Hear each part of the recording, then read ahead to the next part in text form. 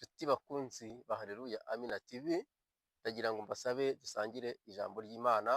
Turasoma mu gitabo cya Yobu ibice 28 umurongo wa 28. Handitse ngo iki? Maze ibwira umuntu iti dore kubaha Uwiteka nibwo bwenge, kandi kuva mu byaha niko kujijuka. Kadusubiremo. Maze ibwira umuntu iti dore kubaha Uwiteka nibwo bwenge, kandi kuva mu byaha niko kujijuka. Ni amagambo yoroshye, ni amagambo magufi. Ndagira ngo ngusabe wihangane woherereze umuntu wese ufite muri telefone yawe, umwoherereze iyi message.